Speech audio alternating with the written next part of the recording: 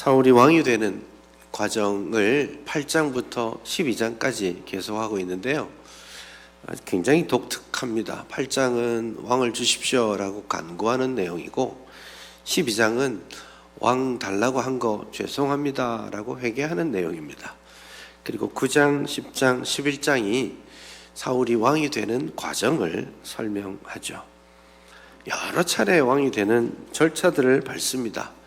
먼저는 물론 9장에서는 사울과 사무엘이 운명적으로 만나는 그런 내용이 나오고 10장에서는 사무엘이 개인적으로 사울에게 기름을 붓고 또 사명을 주는 그런 장면이 나옵니다. 안타깝게도 그 사명을 제대로 감당하지 못했고 그래서 사무엘은 다시 백성들 앞에 공적으로 사울을 세워 왕이 되었음을 선포합니다. 그 이후에 오늘 11장의 내용이 나옵니다. 왕이 이제 그렇게까지 되었으니까 소위 왕 노릇을 잘 하고 있어야 될 것 같은데 11장을 보시면 아직은 그렇지 못한 것 같습니다. 11장 5절을 한번 보시면 사울이 밭에서 소를 몰고 들어오는 내용이 나옵니다. 그러니 이거 뭐 하고 있는 거지? 이런 생각이 들만해요. 왕이 되었으면 왕의 직무를 아마 바쁘게 해야 될 것 같은데 왕의 일을 하기보다는 집에서 농사 지으러 다니고 있다. 그런 뉘앙스가 들어 있습니다. 물론 아직은 사울의 왕권 통치 초기는 시스템이 갖춰져 있지 않았습니다. 그렇기 때문에 아직은 준비되어 있지 않다라는 뉘앙스도 있겠지만 9장부터 이어왔던 사울의 모습을 생각하면 밭에서 소를 몰고 오고 있는 그의 모습은 그냥 하나님이 주신 사명에 대해서 좀 더 밀어놓고 있다, 이런 느낌이 좀 더 강하다라고 말씀드릴 수 있겠습니다. 그랬던 그가 오늘 읽은 본문을 보시면 온 백성이 길갈로 내려가서 사울을 왕으로 세우고 하나님께 제사를 드리고 거기서 모든 이스라엘 족속이 크게 기뻐하는 큰 잔치 자리로 가게 됩니다. 그 여정을 결정적인 역할을 했던 내용이 11장에 소개되어 있는 것이죠.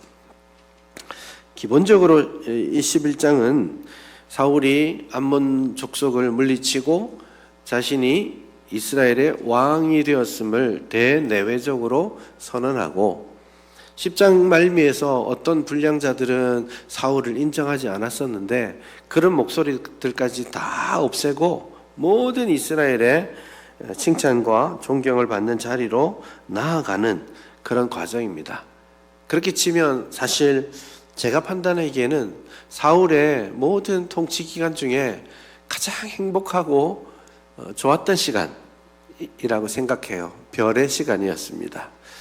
왕으로 세워지고 최대한의 칭찬을 받았죠. 사실 12장부터 사울은 그렇게 긍정적이게 나타나지 않습니다. 그렇기 때문에 이 사울의 인생 최고의 순간, 그 순간을 성경 본문이 어떻게 묘사해 가는지 한번 살펴볼 필요가 있겠습니다.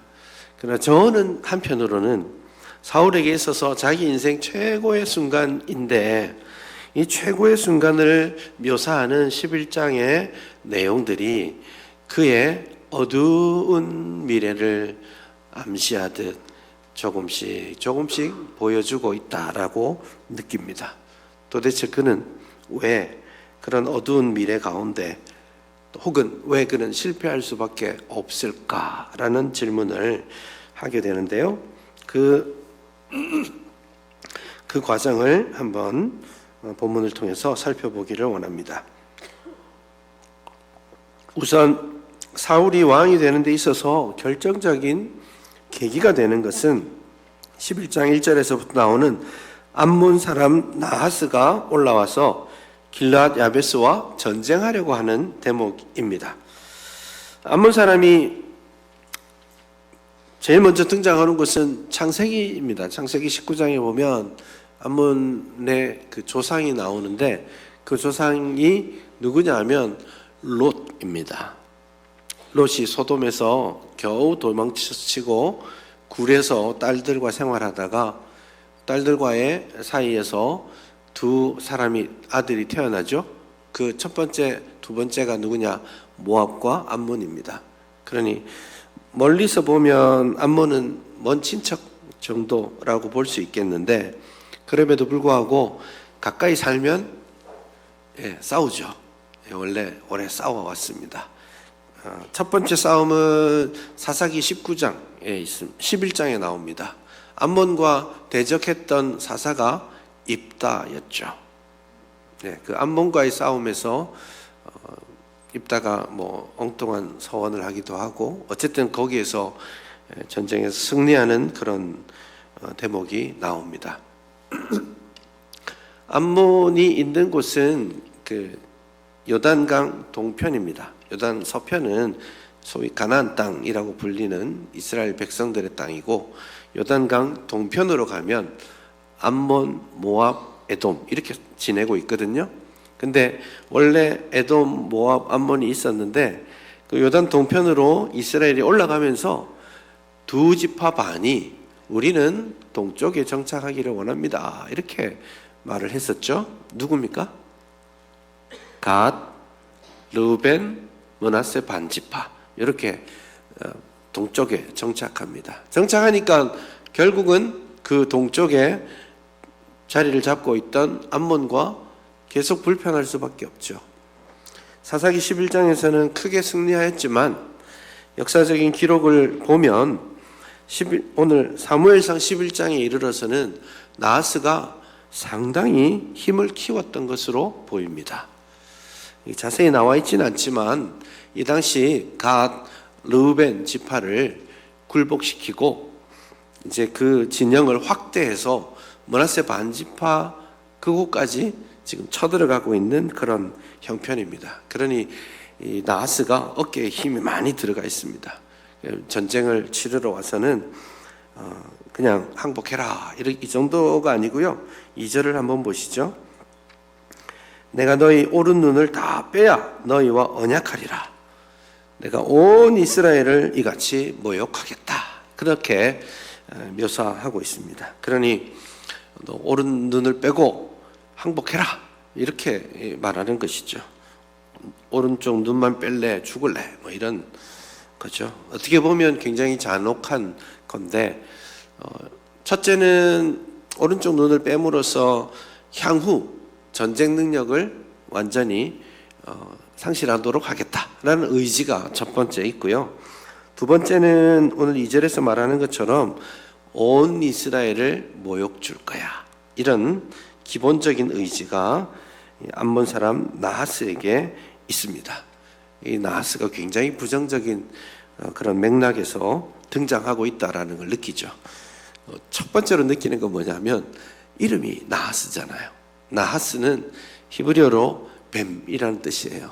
그러니까 이름을 딱 여기서 암몬 사람 나하스라고 하는 순간 성경의 독자는 부정적인 캐릭터로 나타났구나라고 짐작할 수 있게 되는 것이죠. 또 나와 있는 것이 길르앗 야베스입니다. 이것도 좀 이야기가 필요합니다.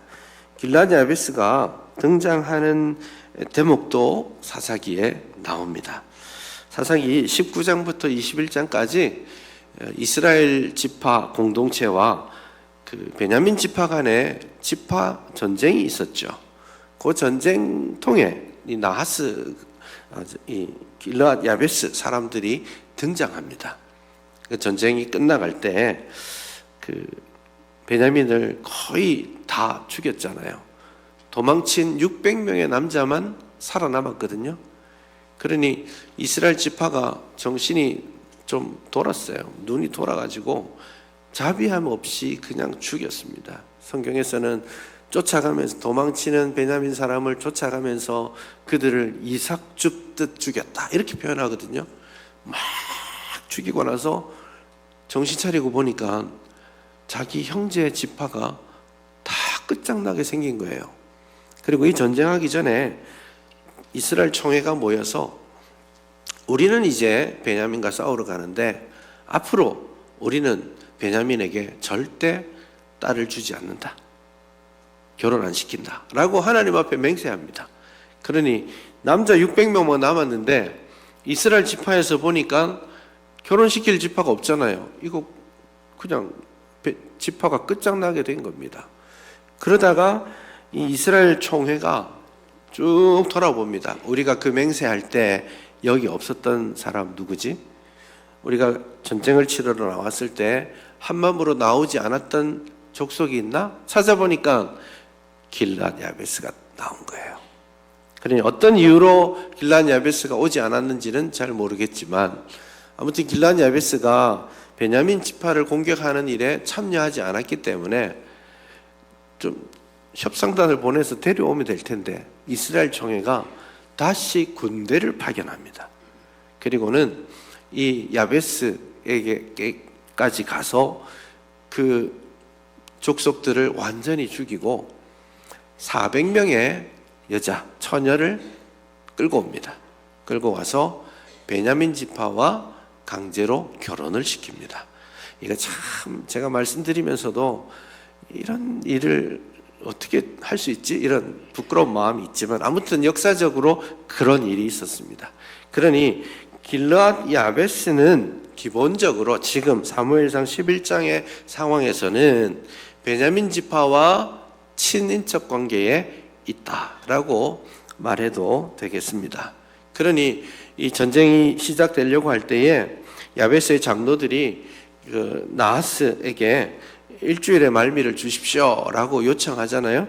그랬을 때 구원자를 찾기 위해 이 길앗 야베스 사람들이 어디로 찾아오냐면 4절에 보시면 전령들이 사울이 사는 기브아에 이르렀다 이렇게 말하죠. 그러니 아마도 베냐민 지파에게로 가면 우리 서로 외갓집 사이니까 좀 도와주겠지라는 마음으로 갔던 겁니다. 그리고 상황을 설명했을 때 모든 백성이 크게 소리를 높여 울고 있습니다. 통곡하고 있죠. 그러니까 일단은 이 베냐민 지파 사람들과 여기 길앗 야베스 사람들 사이에 일종의 끈끈한 관계가 지금 맺어져 있다라는 것을 우리가 쉽게 이해할 수 있죠. 사실 길앗 야베스는 한 번 더 성경에 나오는데요. 그 사무엘상 31장에 나옵니다. 사울이 마지막 길보아 전투에서 죽었을 때 그 시신을 수습해 간 사람이 길앗 야베스 사람들이죠. 그런 의미에서 사울의 인생 최고의 순간을 길앗 야베스와 연결했다라는 말은 성경 이야기의 흐름으로 볼 때는 불길합니다. 그가 길앗 야베스 사람들과 연결될 때 죽기 때문에 그런 거죠. 어쨌든 길앗 야베스 사람들과의 그 관계가 지금 구성되어 있는 것이죠. 그런 소식을 들었을 때에 아마도 사울이 크게 마음을 먹고 전쟁에 참여하기로 한 것도 아마도 길앗 야베스가 처갓집이니까 외갓집이니까 그런 생각도 있었으리라고 생각합니다. 그렇게 해서 이 전쟁이 이제 시작됩니다. 이 전쟁은 뭐 자세히 묘사되고 있지는 않아요. 준비하는 과정들이 쭉 소개되고 있는데 우선은 5절과 6절을 보시면 사울이 밭에서 소를 몰고 오다가 그 소식을 듣고 6절에 하나님의 영에 크게 감동됩니다. 이 표현은 뭐 사실 중성적인 표현인데 그 다음에 그의 노가 크게 일어났다. 이것은 약간 부정적입니다.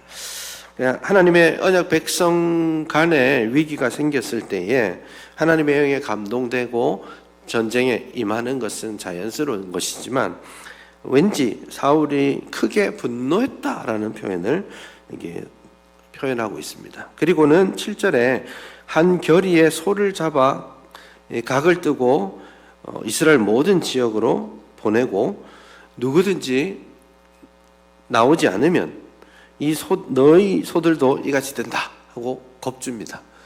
위협을 했을 때 그리고 백성들이 그 소식을 들었을 때 두려움이 임하죠. 그래서 두려운 마음에 참여하게 됩니다. 그러니 이 전쟁은 기본적으로 하나님의 말씀, 인도하심, 언약 이런 차원에서 접근되지 않고 하나님의 영이 임하였음에도 불구하고 사울은 지금 분노하며 백성들에게 두려움을 주며 그들을 위협해서 전쟁에 임하도록 그렇게 만들고 있는 것이죠. 그리고 이걸 묘사하는 방식도 성경의 내러티브가 아주 재미있게 구성되어 있는 것이기도 한데요. 실제로 사사기 19장부터 21장까지 나와 있는 전쟁 이야기랑 연결해서 보시면 저자가 의도적으로 두 이야기를 연결하고 있구나, 앞에 19장 이하의 그 전쟁을 생각나게 하고 있구나라고 느낄 수 있습니다. 왜냐하면 일단 전쟁이 일어날 때에 주요한 두 당사자가 같이 등장합니다. 기브아도 등장하고요, 그리고 길앗 야베스도 등장합니다. 그리고 또 한편으로 보면 이 두 이야기의 기본적인 그 이야기 전개는 전쟁 이야기이죠. 똑같습니다. 그리고 7절에 보면 한 결의의 소를 잡아서 각을 뜨고 이스라엘 12지파에게 보냅니다. 이것도 사실은 사사기 19장에 나와 있는 말할 수 없는 그 죄악을 닮아 있죠. 사사기 19장 전쟁은 어떻게 시작됩니까? 레위인이 자기의 첩을 12조각 내어서 보내죠. 그렇게 해서 전쟁이 시작되는데 지금 사울은 똑같이 소를 잡아서 전령들에게, 이스라엘에게 보내고 두려움으로 나오게 하죠. 그리고 19장의 전쟁이 옳지 않았던 것처럼 이 전쟁이 시작되는 방식도 부정적이라는 뜻이 되겠습니다. 사울은 한 결의의 소를 잡아 각을 뜹니다. 여기 결의라는 말은 한 쌍이라는 뜻입니다. 우리는 보통 멍에를 맨다라고 할 때 제가 어릴 적에 봤던 멍에는 주로 이런 시옷자 멍에였던 걸로 기억해요. 소 한 마리 이렇게 해서 쭉 끌고 했는데 이스라엘의 멍에는 T자형 멍에입니다. 이렇게 되어 있죠. 그래서 소 두 마리를 같이 세워서 쭉 끌고 가는 것이죠. 예수님께서 말씀하셨던 멍에도 그런 겁니다. 나와 함께 멍에 지자. 내 멍에는 쉽다, 가볍다. 이렇게 하셨을 때 내 멍에를 예수님께 맡겨드리는 게 아니고 T자 멍에죠. 예수님과 내가 같이 지고 가는 그런 멍에의 개념이 되겠습니다. 아무튼 두 마리 소를 잡아서 보내고 백성들이 한 마음으로 나오게 합니다. 그리고 사울이 베색이라는 곳으로 사람들을 모아서 길앗 야베스로 갑니다. 요 동선을 한번 생각해 보시면 길앗 야베스와 기브아는 완전히 북쪽에 있죠. 그러니까 길앗 야베스와 여기 사울이 있는 기브아까지는 완전히 한 이틀 정도 걸립니다. 걸어서. 그리고 하루 반 정도 올라가서 벳세객을 만나고 그리고 반나절 가면 야베스를 만나게 되죠. 그러니까 이동 동선은 총 4일입니다. 근데 원래 며칠을 유예받았죠? 7일. 7일을 유예받았는데 오가는데 4일. 그러니 군사를 모으는 것이 매우 급박하고 좀 쉽지 않았던 그런 거라고 할 수 있겠습니다. 그렇게 모인 군사들이 전쟁을 치르고요. 실제 전쟁 기사는 11절 한 절밖에 나오지 않습니다. 보면 3대로 나누고 새벽에 전쟁을 시작하고 오후가 되었을 때에 암몬 사람들을 다 물리쳤다. 11절 말미에 보시면 둘도 함께한 자가 없었다. 아주 대승을 거두었다라는 그런 뜻이 되겠습니다. 이 과정을 통해서 전쟁 이야기는 사실 중요하지 않아요. 전쟁은 배경이고요. 이 과정을 통해서 드디어 사울이 자신의 왕권을 공고히 하게 되었다라는 것을 본문이 말하는 것이죠. 위대한 승리를 거두었어요. 절망 속에 있던 이들에게 구원을 선물했습니다. 그리고 백성들도 이 일에 매우 고무되어 있습니다. 야, 우리의 왕이시다, 그렇게 말하는 것이죠. 그리고는 12절에 보시면 예전에 사울이 어찌 우리를 다스리겠느냐라고 했던 불량배들이 있었잖아요. 10장 말미에 보면 그런 사람들을 색출해내어서 다 죽입시다, 이렇게 말하죠. 굉장히 지금 업되어 있는 그런 상황입니다. 그러니까 사울은 지금 이 전투를 통해서 위대한 왕의 자리에 오르고 있고 한 사람도 빠짐없이 모든 백성들이 자기를 박수치고 존중하고 그를 왕으로 인정하고 있는 것이죠. 여기까지만 보면 사울이 드디어 암몬 족속을 쳐서 왕의 자격을 얻었구나 라고 생각할 수 있는데 뭔가 중요한 것이 빠졌습니다. 그것을 한번 질문해 보고 싶은 것이죠. 여러분, 9장에서부터 본문에 이르기까지 사울 왕에게 하나님께서 원하셨던 것은 명확합니다. 9장 한 16절을 한번 보시죠. 하나님이 사울을 기름 부어 백성의 지도자로 삼으라고 사무엘에게 명령하실 때 그가 할 일을 지정해 주십니다. 이스라엘의 지도자로 삼으라. 그가 내 백성을 블레셋 사람들의 손에서 구원하리라. 사울의 사명은 뭐예요? 블레셋과 전쟁하는 게 기본적인 목적, 하나님의 뜻이었습니다. 이 말씀을 받았기 때문에 10장 5절에 보면 사무엘이 기름을 붓고 나서 그에게 어떤 사명을 구체적으로 주는데, 그때 5절에 보시면 하나님의 산에 이르리니 그곳에 블레셋 사람들이 영문에 있다. 그리고는 8절에 여러 징조가 너에게 임하면 기회를 따라 행동을 해라. 이렇게 성경에서 사무엘이 사울에게 명령합니다. 그러니 사울 자신에게 주어진 하나님의 뜻은 명백합니다. 뭐예요? 이스라엘을 차지하고 괴롭히고 있는 블레셋과의 전쟁을 하도록 그가 부름받았습니다. 그럼에도 불구하고 그는 그 일을 오랫동안 하고 있지 않습니다. 그러다가 갑자기 암몬과의 전투가 시작되는 것이죠.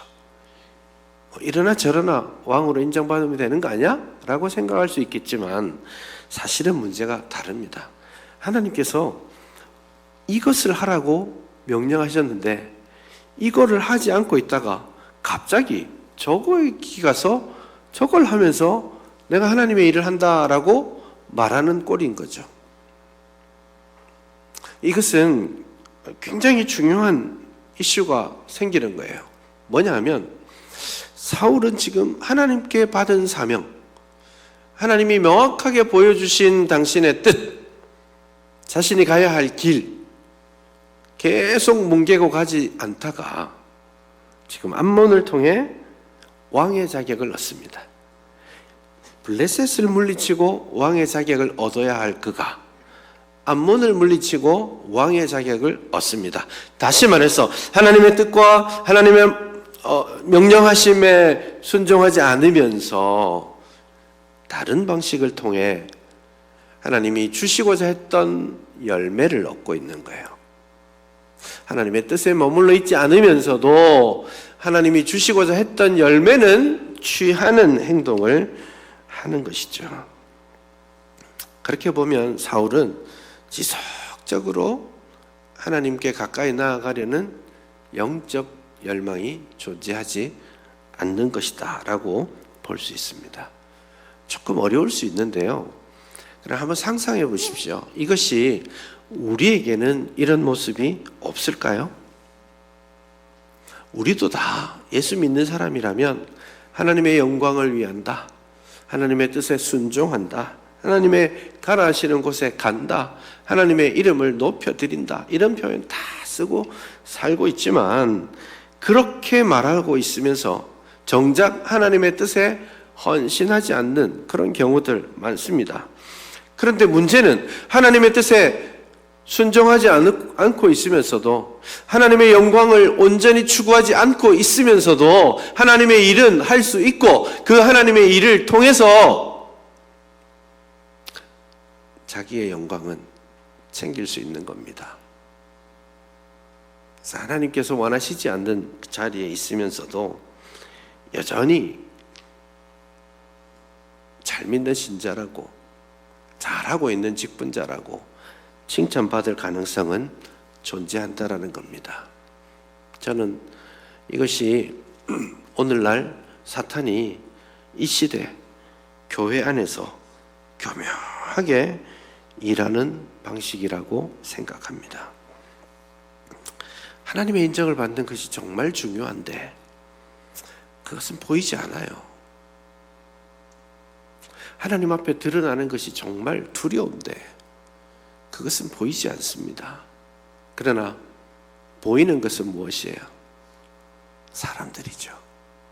그러니 하나님의 인정받는 것이 중요하다고 생각하지만 신앙생활을 하면서 사람들은 자주 하나님께 시선을 고정하지 않고 나를 보는 사람들, 나와 함께 일하는 사람들, 그 사람들의 평가와 그 사람들의 박수 소리에 더 많이 반응하게 되는 것입니다.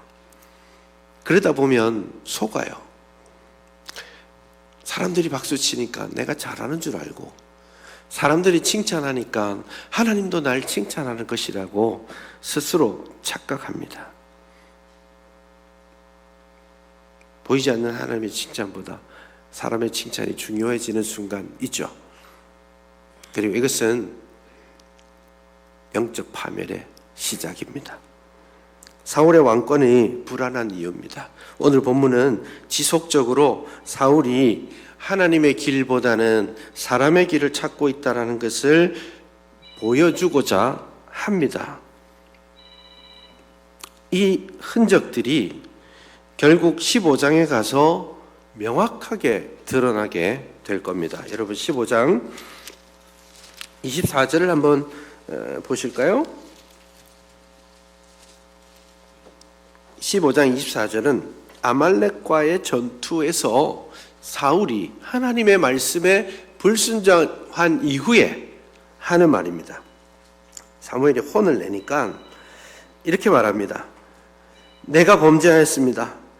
내가 여호와의 명령과 당신의 말씀을 어긴 것은 내가 백성을 두려워하여 그들의 말을 따랐기 때문입니다. 지금 사울의 관심이 누구에게 있는 거예요? 하나님이 아니라 백성에게 있습니다. 이게 11장에서 그가 하나님의 명령에 순종함으로 자리에 가는 것이 아니라 백성들의 필요를 채움으로 자리에 갔기 때문에 태생적으로 생기게 되는 문제입니다. 더 충격적인 것은 15장 30절에 나옵니다. 사울과 사무엘이 완전히 갈라섰을 때에 그래도 사울은 사무엘의 바짓가랑이를 붙잡고 매달립니다. 옷이 찢어질 정도로 매달리면서 이렇게 말하는 거죠. 내가 범죄하였을지라도 이제 청하옵노니 내 백성의 장로들 앞과 이스라엘 앞에서 나를 높이사 나와 함께 돌아가서 내가 당신의 하나님 여호와께 경배하게 하소서. 더 이상 자신의 하나님도 아니에요. 당신의 하나님께 경배하기를 원합니다 라고 말합니다. 그리고 기껏 한다는 말이 하나님이 나를 버리셨다 하더라도 나는 그래도 이 나라의 왕인데 내가 저 백성들 앞에서는 좀 돋보이게 나타나야 되지 않겠습니까? 하나님 나를 버리셨다 하더라도 지금은 사무엘 나와 함께 가서 저 백성들 앞에서 내가 왕 노릇할 수 있도록 해주십시오. 이렇게 말하고 있는 겁니다. 저는 굉장히 소름 돋고 무서웠습니다. 이 사울이 타락해 가는 과정, 그리고 그의 마음에 하나님이 아니라 사람으로 가득 차고 있는 이 과정들을 보면서 되게 무서웠습니다. 죄악 가운데 있으면서 하나님의 판단을 무서워하지 않습니다. 그것이 사람들에게 드러날까 무서울 뿐이죠. 여러분은 그렇지 않습니까? 하나님이 나를 정죄하실 것을 두려워하십니까? 그 죄가 내 이웃에게 드러나서 내가 부끄러움을 당할까 더 두려우신 겁니까? 우리 이렇게 코람데오라고 쓰고 있지만 하나님 앞에서 이렇게 말하고 있지만 사실은 코람데오라고 쓰고 마음으로는 코람 호미니부스 이렇게 말하는 거 아니에요? 사람들 앞에서. 하나님 앞에서가 아니라 사람들 앞에서 살아가는 것 아닙니까? 여러분, 이 죄악된 실수에 빠지는 순간 우리는 영적 파멸의 길로 가게 될 겁니다. 이것을 놓치는 순간 우리가 주님의 이름으로 교회에서 봉사하고 섬기는 이것들이 하나님의 영광을 드러내는 것이 아니라 자신의 이름이 드러나는 것이 되는 거죠. 그렇게 하는 순간 우리는 하나님의 영광을 위해 사역하는 사역자가 아니라 어쩌면 무대 위에 서서 관중들의 기쁨을 구하는 광대와 같은 삶이 되는 것은 아닐까요? 처절한 마음으로 저를 비롯한 교회 지도자들이 항상 생각해야 되고 부단히 조심하고 노력해야 되는 지점입니다. 동일하게 여러분이 살아가는 삶의 자리에서 나의 시선이 하나님께 있느냐 아니면 사람들에게 있느냐, 하나님을 기쁘시게 하는 데 관심이 있느냐, 사람들에게 기쁨을 구하고 그들의 인정을 받는 데 관심이 있느냐, 이 내면과 외면의 괴리가 생기는 순간 우리는 엄청난 죄악 가운데 머물러 있으면서도 겉으로는 하나님의 사람으로 살아가게 될 겁니다. 하나님과의 관계는 무너져 있으면서도, 기도는 하지 않으면서도 사람들 앞에서 잘 준비된 종교적인 언어로 기도하고 종교적인 언어들을 통해서 자신의 영광을 드러냅니다. 오늘 11장 말미 한번 보십시오. 사울의 클라이막스잖아요. 근데 여기서 보시면 지극히 종교적입니다. 길갈에서 여호와 앞에 화목제를 드립니다. 그리고 온 백성이 여호와 앞에서 즐거워합니다. 사울의 마음에 다른 것이 있음에도 불구하고 오늘 본문은 그 일들이 여호와 앞에 예배를 드리며 이루어지고 있다라고 말하는 것이죠. 이번 주 중에 참 안타까운 소식이 있었습니다. 지난 수십 년 동안 전 세계 그리스도인들에게 굉장히 중요하고 큰 영향을 미친 한 기독교 작가가 있습니다. 저도 개인적으로 만난 적이 있고 강연 가서 미국에 있을 때 하고 아내랑 같이 그 사인도 받고 사진 찍고 좋아라 했던 기억이 있습니다. 그런데 세월이 지난 다음에 그가 그렇게 온 전 세계 사람들에게 하나님의 은혜를 설파하고 하나님 앞에 살아가는 성도의 삶을 설파하는 그 중에 8년 동안 부적절한 여성과의 관계들을 지속해 왔다라는 것이 드러났습니다. 이게 가능하다고요. 겉으로는 하나님 말씀을 증거하고 하나님의 은혜를 말하고, 그러나 집에 돌아와서는 하나님 앞에 옳지 못한 일들을 지속적으로 하고 있는 겁니다. 어쩌면 사울은 지금은 모를 수 있습니다. 서서히 그렇게 지금 잠깐 틀어진 시선이 멀리 가면 돌이킬 수 없는 곳으로 가는 것과 같아요. 그 영적인 민감함이 우리에게 필요합니다. 사도 바울은 우리에게 그렇게 말합니다. 내가 사람들에게 좋게 하랴, 하나님께 좋게 하랴, 사람들에게 기쁨을 구하랴. 내가 지금까지 사람들에게 기쁨을 구하였다면 그리스도의 종이 아니다. 갈라디아 1장에서 그렇게 말씀하죠. 여러분 꼭 기억했으면 좋겠습니다. 성공의 순간에 찬란한 순간을 즐거워하고 그것을 탐하지 않기를 바랍니다. 끊임없이 나 자신을 돌아보아 내 시선이 사람들이 아니라 하나님께로 향하고 있는지 질문할 수 있기를 바랍니다. 사람들이 칭찬할 때 그것으로 만족하고 착각하지 않기를 바랍니다. 지금 내가 구해야 될 것은 사람의 영광, 사람의 기쁨이 아니라 오직 하나님의 영광입니다. 세상 영광에 힘쓰지 마시고 그것들 추구하지 마시고 사람들의 기쁨을 구하지 마시고 오직 주의 영광을 구하시고 내 속에서 오직 주의 형상이 이루어지기를 간절히 사모하시고 주님의 기쁨만을 구하고 주님 앞에 드러나는 것만을 사모하는 우리 모두가 될 수 있기를 바랍니다.